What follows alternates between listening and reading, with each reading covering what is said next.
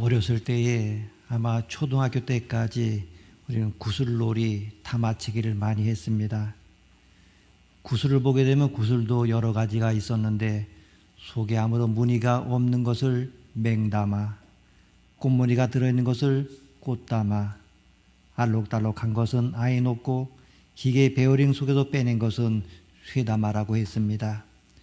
그 중에서 가장 막강한 것은 쇠담아였습니다. 쇠구슬과 유리구슬이 부딪히게 되면 유리구슬은 박살이 났습니다. 또 구슬을 가지고 하는 놀이 종류도 여러 가지가 있었는데 팔담아, 으치니쌈, 그리고 홀짝 등이 있었습니다. 그중 하나가 범들기입니다. 땅에 작은 구멍을 몇 군데 파놓고 구슬을 그 안에 굴려 넣는 놀이입니다. 아마 동심으로 가서 다시 한번 해보고 싶습니다만은 그러나 지금 제 나이에 구슬치기를 할 수 없는 노릇입니다. 이 도심에 살고 있는 아이들을 보게 되면 지금 구슬치기 하며 노는 아이들을 볼 수가 없습니다. 만약에 그 아이들이 구슬치기 할 때 한두 번 정도 아이들과 함께 구슬을 굴려볼 수 있겠습니다만은 그러나 정말 아이들과 함께 열을 올리면서 구슬치기를 한다고 하면 사람들이 저를 뭐라고 하겠습니까? 아이고, 저 이 목사 제정신이 아니구만. 유치하게 아이들과 구슬놀이를 하고 있다니 이렇게 분명 말씀하실 것입니다. 그렇습니다. 그런 것들은 유치해서 더 이상 할 수 없는 놀이입니다. 지금 제게는 제게 어울리는 놀이가 있을 것입니다. 그런데 우리는 오늘 본문 말씀 속에서 정말 어울리지 않는 놀이를 벌이시는 예수님의 모습에 당황하게 됩니다. 예수님은 정말 당신께 어울리지 않는 일, 사람들에게 비웃음을 살 만한 일, 애들이나 하면 될 일을 하고 계십니다. 예수님께서 하신 일이 무엇입니까? 그날 예수님은 임금님 놀이를 하셨습니다. 예수님은 어린 나귀를 새끼를 타고 예루살렘에 들어가셨습니다. 오늘은 바로 그 일을 기념하여 지키는 종려 주일입니다. 1000년이 넘도록 세계를 제패해온 로마 제국의 멸망 요인들을 역사가들마다 여러 가지로 들어서 설명을 합니다. 그러다 언제나 공통되게 지적되는 하나의 이유는 기독교의 등장과 복음입니다. 계몽주의 시대의 역사학자로서 로마사를 연구하려면 반드시 그분의 연구를 읽어야 한다는 로마 역사의 권위자가 있습니다. 에드워드 기본이라고 하는 학자인데 이 사람은 계몽주의 시대의 사람입니다. 이 기본이 로마 세태와 몰락이라는 책 속에서 기독교가 로마 제국 판도 내에서 강성해진 이유를 5가지를 드는 가운데 마지막 5번째가 재미있는 단어를 쓰고 있습니다. 국가 속에 국가라고 하는 단어를 사용하고 있습니다. 한번 제가 5번째 기본이 말하는 그 이유를 이야기해 보겠습니다. 기독교도 공동체가 날이 갈수록 강대해진 이유는 자체의 규율과 단결을 특성으로 독자적인 공동체를 이루었고 그 기독교도의 사회가 로마 제국 안에서 국가 속의 국가가 되어갔기 때문입니다. 바로 기독교인들이 모인 그 공동체 안에 로마 제국을 치리하는 원칙과 다른 기독교인들만의 어떤 독특한 원리를 갖고 생활하고 있었고 그들은 로마 제국들과는 구별되는 공동체로서 로마 제국의 국가 안에 있는 국가로 성장해 갔다고 하는 그러한 이야기입니다. 이렇게 국가 속의 국가가 커져서 313년에는 이 기독교 공동체가 국가 같지도 않은 이 국가가 로마를 먹어버립니다. 그것도 모자라서 이 국가 같지도 않은 국가 속의 국가가 유럽 전체를 먹어버립니다. 그것도 모자라 지금까지 2000년이 지난 지금까지 대서양과 태평양을 지나서 아시아와 아프리카 사람이 사는 곳이라고 하면 끝까지 쫓아가서 자기의 통치권을 확보하려고 지금도 줄다름치고 있습니다. 여러분, 로마 제국 판도 내에서 시작한 이 기독교들의 국가 속의 국가는 언제부터 시작이 된 것입니까? 이 국가 속의 국가는 왕이 누구고 그 왕은 언제 왕으로서 등극했습니까? 이 질문에 대한 답이 바로 오늘 본문에 나옵니다.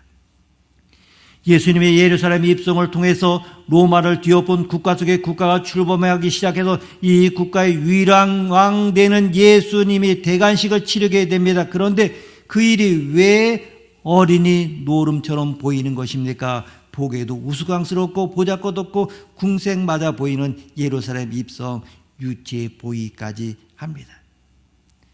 어떻게 이것을 왕의 행차라고 볼 수가 있겠습니까?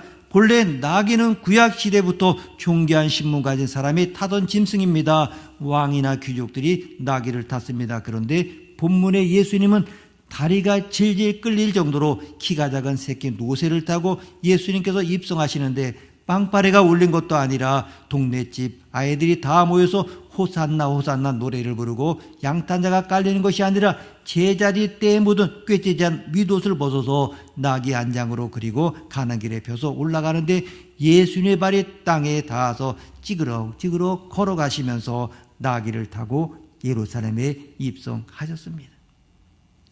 어린 나귀 새끼를 타고 마치 왕인 것처럼 사람들 앞에 손을 흔들고 계십니다. 사람들 그 앞에서 환호하고 있습니다. 진짜 왕이 보면 박장대소하고 웃을 일입니다. 아니 정말 왕처럼 보이고 싶다면 제대로 된 나귀를 타든지 그러 아니면 나귀 새끼가 뭡니까? 나귀가 아니라면 질풍노도처럼 다니는 말이나 아니면 애굽의 전투병거나 화려한 마차라도 타셔야 왕답지 않겠습니까? 그런데 겨우 어린 나귀 새끼, 그것도 당신의 것도 아닌 남의 것을 빌려 타시고 손을 흔들면서 지금 예루살렘을 통과하는 모습은 마치 뒷골목에 어린 아이들의 놀이를 보는 것 같습니다. 전혀 예수님답지가 않습니다. 그렇다면 예수님께서는 왜 이렇게 하셨습니까?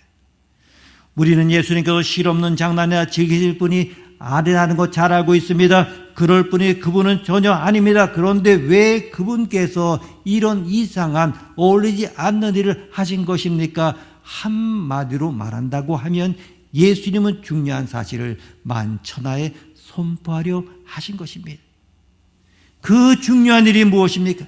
그것은 예수님 당시는 온 세상을 다루실 만왕의 왕이라는 그런 사실입니다. 예수님 마태복음 28장 18절에서 말씀하셨습니다. 하늘과 땅의 모든 권세를 내게 주셨으니 예수님은 하늘과 땅의 모든 권세를 가지신 왕 중의 왕이십니다. 모든 세상의 군왕들 위에 계신 하나님의 독생자입니다. 그런데 왜 이렇게 초라합니까? 왕이시라면 왕답게 위풍당당하게 모든 사람들의 절을 받으면서 화려한 전체의 몸을 싣고 성문으로 다가오셔야 하는 게 아니겠습니까? 왕이 아니면서 왕처럼 행세한 것이라면 그 이상한 행동에 한번 웃고 말면 될 것입니다. 그러나 우리는 예수님께서 만왕의 왕이라고 하는 것을 알고 있습니다. 그런데 그런 분이 지금 나귀 새끼나 타고 성에 들어가면서 손을 흔드는 그러한 모습 앞에서 민망한 생각을 금할 수가 없는 것입니다. 어쩌다 만왕의 왕이신 저분의 신세가 저렇게 되었는가? 이래서 이 대목을 읽을 때마다 마음이 아픕니다. 만왕의 왕이신 그분이 전혀 왕답지 못한 모습으로 억지 왕 행세를 하는 것 같아 마음이 아픕니다. 그러나 여러분, 바로 이 아픔에 복음의 핵심이 담겨져 있습니다. 가장 위대한 왕께서 가장 초라한 가짜 왕, 어릿광대 왕처럼 보이는 것에 하나님의 놀라운 사랑의 엑기스가 들어 있습니다. 이제 이때 바리새인들이 나와서 예수님에게 이야기합니다. 호산나가 뭐냐? 호산나가 다윗의 이름으로 오시는 이여, 호산나가 뭐냐? 당장 중지하도록 해라. 왜 호산나 다윗의 이름으로 오시는 이여 우리를 구원하소서 하는 이 이야기는 유대 왕을 의미하는 호칭이고, 그 당시로는 또 하나의 왕이 생긴다고 하는 것이 절대로 있을 수 없는 일이었기 때문입니다. 이제 로마 황제가 통치하는 이 통치권 안에서 종교적 자율권을 인정받아서 유대인들은 그런 대로 지금 아주 행복하게 살고 있는데, 지금 왕의 행차를 수행해 나가다가 로마인들의 눈에 나서 핍박을 받게 되면 너도 나도 다 망하게 되니까 당장 멈추게 만들어라는 그러한 이야기를 듣고 예수님께서 말하십니다.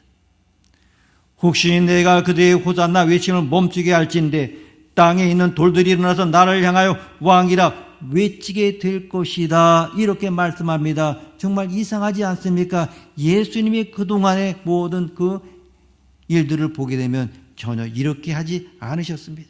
자, 예수님이 그동안의 생애 속에서 기적을 일으킬 때마다 항상 조용하라고 말씀하지 않으셨습니까? 앉은 뱅이를 일으키시고 소경의 눈을 뜨게 하신 다음에 잠잠하라 이야기하신 그런 분이십니다. 그런데 이 바리새인들이 내가 참된 왕도 아니면서 왜 이렇게 시끄럽게 떠드냐 할 때에 잠잠하면 돌들도 내가 왕이라고 외칠 것이니 이 대관식을 마치고야 말 것이다. 이렇게 하시고 결행을 하십니다. 스가랴의 예언에 따르면 이스라엘 사람들에게서 나귀새끼를 타고 예루살렘에 들어간다고 하는 것은 왕이 할 수 있는 평화 시절의 대관식의 모습입니다. 예수님은 이제 선언합니다. 나는 왕이다. 칼 한 자루 없고 주어진 땅 한 뼘도 없다. 이렇다 신하도 없지만 나는 너희들의 왕이다. 이렇게 선언합니다. 그런데 여러분, 더 웃기는 게 있습니다. 그럼 그래서 어떻게 되었다는 것입니까? 그렇게 왕이신 것을 단단히 결단하시고 공언하시고 예루살렘 행차를 진행해 나가십니다. 왕의 대관식이 끝나고 난 다음에 5일 만에 십자가에 달려 돌아가십니다. 무엇 때문에? 그렇게 큰 결심을 하시면서 왕의 행차를 버리셨습니까? 여러분, 3일 천하라고 하는 이야기를 들어보셨습니까? 인조 임금 때에 평양 병사를 지낸 이괄이 영변에서 반정을 일으킵니다. 소홀의 조정의 모반에서 군사를 일으키고 소홀을 함락해버립니다. 그리고 자기가 원하는 사람을 왕으로 세우고 경축하게 하여 과거 시험까지 치렀습니다. 그런데 정충신이라고 하는 무관이 이끄는 군대에 의해서 잡히게 되고 목이 잘려지게 됩니다. 며칠 만에요? 3일 만입니다. 그래서 사람들이 일컬어서 3일 천하라 이렇게 말합니다. 예수님은 요람 목격지근한 대관식을 치르시고 임금 되시는 것을 선언하였습니다. 그리고 5일 천하로 끝나버리고 말았습니다. 오늘 이야기를 보게 되면 이상한 이야기의 연속입니다. 여러분, 그런데 이상합니다. 시오노 나나미라고 하는 일본 요리 작가가 로마인의 이야기를 썼습니다. 그 사람이 로마 시대를 분류한 시대에 의하면 284년까지 로마가 쇠퇴기를 맞이하게 됩니다. 예수님이 돌아가실 당시에 티베리우스라고 하는 황제가 지배하고 있었는데 그 황제 이후에 284년 쇠퇴기로 정한 연도까지 36명의 황제가 바뀝니다. 그런데 이상한 것은 칼 한 자루 땅 한 뼘 없이 신하 제대로 된 신하 하나 없이 시작한 예수님의 왕국은 대관식이 끝나고 난 다음에 5일 만에 십자가에 달려 돌아가시도록 끝이 나는데 284년이 지나는 동안에 오직 한 임금 예수의 이름만을 추종하는 사람들이 날이 갈수록 늘어났다는 이야기입니다.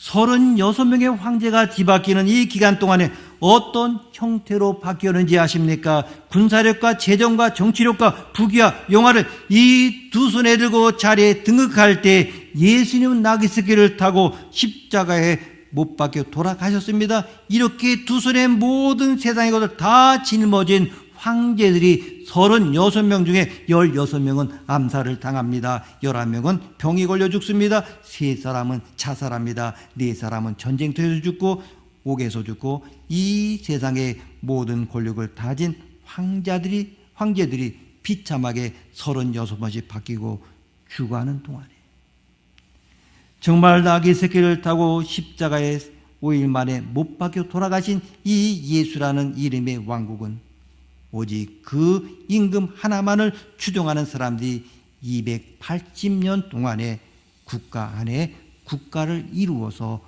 확장되어 갔다고 하는 것입니다. 여러분, 그 이후의 역사를 한번 보십시오. 수만 명, 수십만 명의 임금들이 등극했다가 역사 속으로 사라져 갔습니다.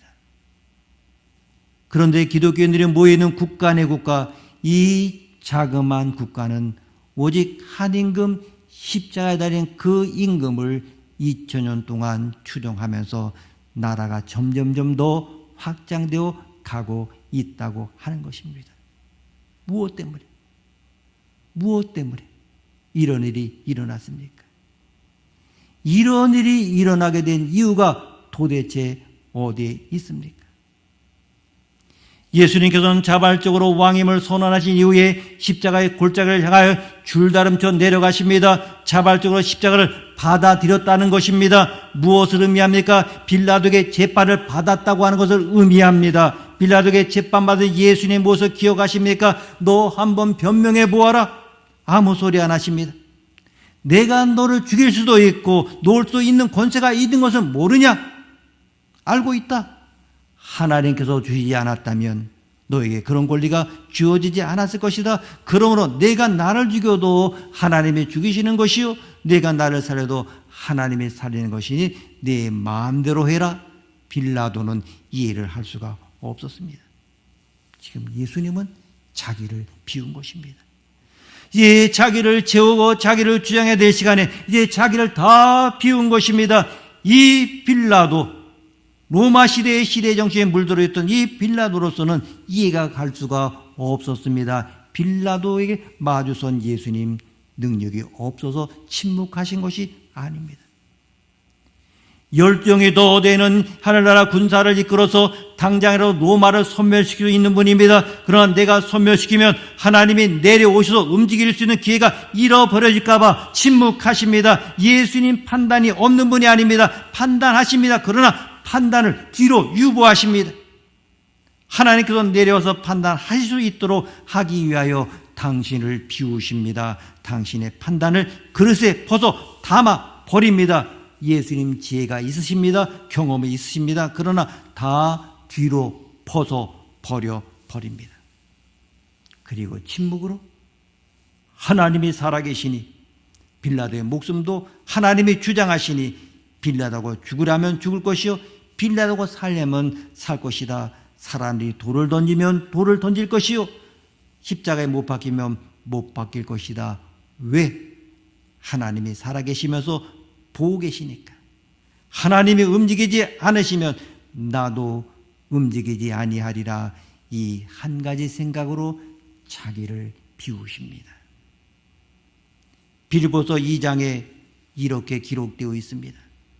하나님과 같은 분이셨지만 사람의 모양으로 자기를 낮추시고 죽기까지 복종하셨으며 십자가에서 죽으심이라. 이러므로 하나님이 그를 지극히 높여 모든 이름 위에 뛰어난 이름을 주사.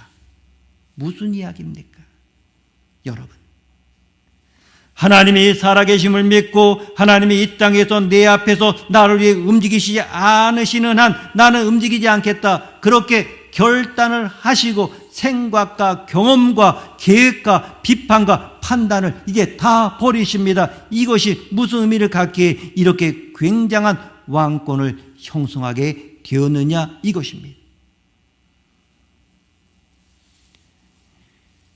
요즘 어린아이들 보게 되면 이제 건강을 위해서 태권도다 뭐다 운동을 배워주고 그럽니다만은 요즘 코로나 때문에 그런 거 없습니다만 저도 마찬가지로 어렸을 때 보면 태권도나 곰도나 이런 격투기에 관심을 가질 때가 있었습니다. 그렇다고 해서 그때 배운 것이 아닙니다. 그러니까 겁먹지 마십시오. 그런데 그런 태권도와 이런 격투기를 이야기할 때는 언제나 반복되는 질문이 있지 않습니까? 태권도 5단하고 유도 5단이 싸우면 누가 이기겠느냐 하는 것입니다. 여러분, 누가 이기겠습니까? 태권도 5단과 유도 5단이 이제 싸우면 누가 이깁니까? 여러분 생각에는 태권도 5단과 유도 5단 격투기를 배운 사람 누가 이기느냐, 이런 이야기를 들었습니다. 떨어져서 싸우는 한 태권도 5단이 이긴다는 것입니다. 그런데 태권도 5단이 팔을 내밀었던지 발을 뻗었다가 걷어들이는 시간이 늦어져서 이 손가락 끝만 한 것이 이 유도 5단의 손가락에 옷자락에 닿기만 하면 그때는 태권도 5단이 땅바닥에 패드기치게 되어져 있다는 이야기입니다. 잡히지 않으면 태권도 5단이 이기는 것이요, 잡히면 아주 조금이라도 옷자락에 잡히면 태권도 5단은 국물을 못 차리게 될 거라는 이야기입니다. 붙어서는 태권도 5단이 이길 수가 없습니다. 조이고 누르고 넘겨뜨리는 유도 5단을 이길 수가 없다는 것입니다. 예수님이 십자가를 향해서 왕으로서 걸어가신 것은 무엇을 의미합니까? 예수님 그 당시 2000년 전에 팔레스틴 문화권 안에서 식민지였던 팔레스틴 안에 한 청년으로 사셨습니다. 태어나고 그 지역에서 사셨고, 정말 그거 보게 되면 그 당시에 아주 세상의 한 부분이었습니다. 2000년 전 그 로마 제국 판도의 한 교각에 불과했습니다. 세상의 한 부분입니다. 그 한 부분이신 당신께서 당신을 비우십니다.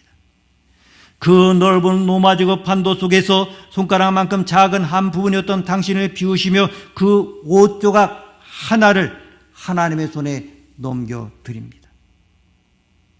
이제 하나님이 로마 제국 판도 안에 아주 작은 부분 하나를 붙잡으셨습니다.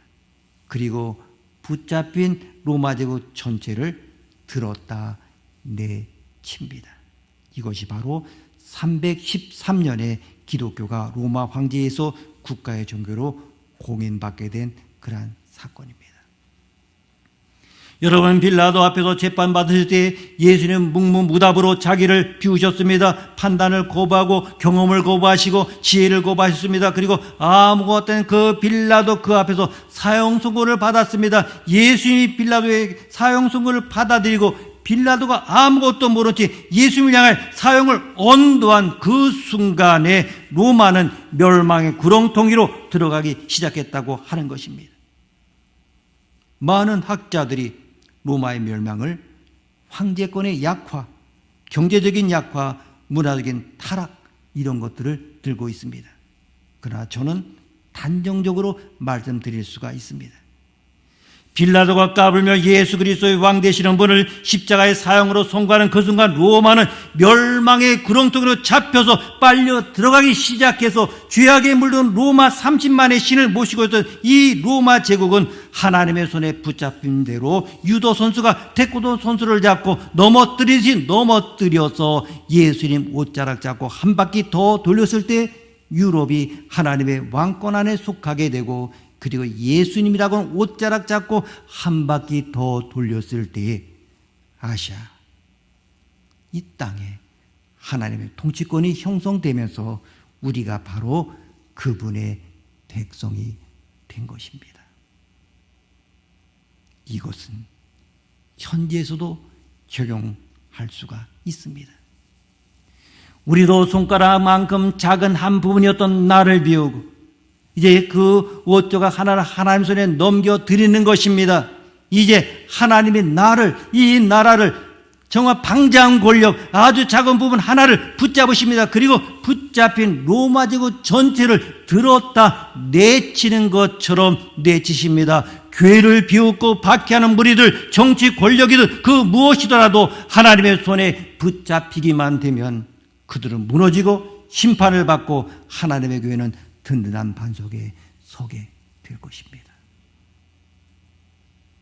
여러분, 예수님을 믿는다고 하는 것이 무엇입니까?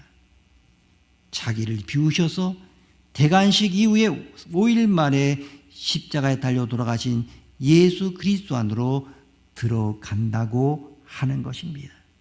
다시 말하면 스스로 어린 양이 되기를 자처한다는 이야기입니다. 여러분, 어린 양이 할 수 있는 것이 뭡니까? 어린 양 저항하지 못합니다. 판단하지 못합니다. 어린 양 지혜가 없습니다. 어린 양 보호할 수 있는 능력이 없습니다. 어린 양 되시는 주님 안으로 들어간다는 것이 바로 예수님을 믿는다고 하는 것입니다. 쉽게 말해 봅니다. 자녀와 함께 지내는 어머니들이 자녀 때문에 화날 일로 다투게 됩니다. 자녀가 하는 일이 도저히 마음에 들지 않습니다. 이때 예수를 믿는다고 하는 것이 무엇입니까? 어린 양 되시는 예수님 안으로 들어간다는 것입니다.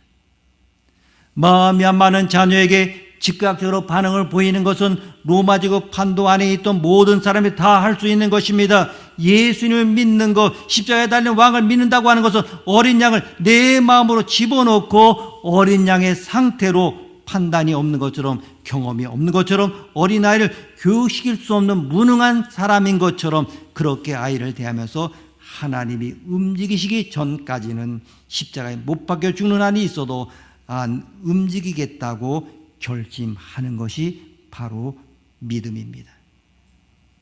이렇게 이야기하니까 어떤 분들이 마하트마 간디의 비폭력 무저항주의와 비슷한 것 아니냐 하시는 분들이 있습니다. 마하트마 간디의 비폭력 무저항주의는 비폭력이라고 하는 것, 무저항이라 하는 것을 힘을 나타내는 한 방법으로 삼는 것입니다. 자기 힘을 쇼업하는 스타일로 비폭력과 무저항을 선택한 것입니다. 그러나 예수님의 비폭력과 무저항은 계산이 있습니다. 살아계신 하나님은 살아계시기 때문에 살아계신 하나님은 살아계시고 내 삶에 들어오셔서 당신이 역사하기를 원하신다는 믿음이 있으기 때문에 당신은 무저항 비폭력이 된 것입니다. 어린 양처럼 그렇게 된 것입니다. 만약에 하나님이 살아계셔서 내 삶에 들어오시고 하나님이 직접 하신다는 그 믿음이 없고 기다림이 없다면 우리는 정말 뭘 믿는 것입니까? 믿는 게 아닙니다. 기도하는 즉시 응답이 주어져야 되고 눈에 보이는 자리에서 문제가 해결되어야 되고 내 생각대로 뜻이 이루어져야 되고 그렇다면 믿음은 설 자리가 없게 될 것입니다. 예수님을 믿는다고 하는 것은 여러분 매일같이 대관식을 치르는 것입니다. 나귀 타고 오셔서 십자가를 향하여 자발적으로 가시고 십자가에 매달려 죽으시면서 하나님에게 당신이라고 하는 세상의 한 부분을 손에 잡히는 조각으로 드리는 예수님, 그분을 믿는다고 하는 것은 우리가 우리의 삶 속에서 우리의 삶의 넓은 영역 가운데 한 조각인 나를 하나님의 손에 붙잡힌 조각으로 내어 드리는 것입니다. 자식 앞에서 어린 양 되시는 주님을 기억하면서 주님 안으로 내 마음을 집어 넣습니다. 그러면 어떻습니까? 하나님께서 나를 붙잡고 그리고 자식의 인생을 패대기에 치시면서라도 당신이 원하시는 선하신 뜻을 따라서 우리 자식들을 끌고 가실 것입니다.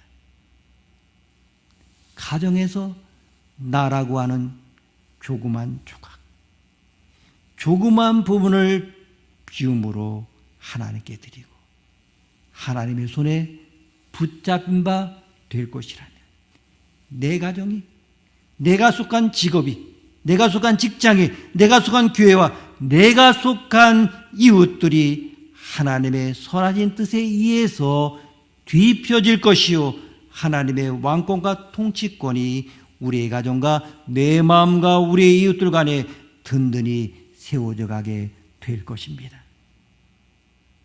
하나님의 왕권이 세워진 그때 우리는 비로소 호산나 호산나 높은 곳에서는 영광이고 이 낮은 땅에는 평화로다 참된 태평성대 이것을 마음과 가정과 직장과 이웃 안에서 경험하시고 찬송과 감사로 일생을 한결같이 사실 수 있게 될 것입니다. 사랑하는 성도 여러분, 매일같이 대간식을 치르시고 나를 비우시며 하나님의 손에 잡힌 옷자락이 되셔서 내게 속한 모든 주변이 다 로마가 뒤집혀진 것처럼 하나님의 통치의 나라로 뒤집혀지는 역사를 경험하게 되시기를 주의 이름으로 축원합니다. 기도하시겠습니다. 하나님 아버지, 어린 양 되시는 예수가 우리의 왕이십니다. 십자가에 달리시기까지 하나님이 움직이시기만을 기다리셨던 우리 예수님이 우리의 왕이십니다. 누구를 만나든지 무슨 일을 대하든지 왕 되시는 우리 어린 양 예수님 안으로 들어가서 마치 바보인 것처럼, 마치 생각도 없는 사람인 것처럼 오직 하나님 아버지만을 기다리며 하나님 아버지가 손쓰시고 하나님 아버지가 지혜가 나타날 때까지 기다리며 주의 길을 따르는 국가 속의 국가의 백성들 되게 하여 주옵소서. 존귀하신 예수님의 이름으로 기도드립니다. 아멘.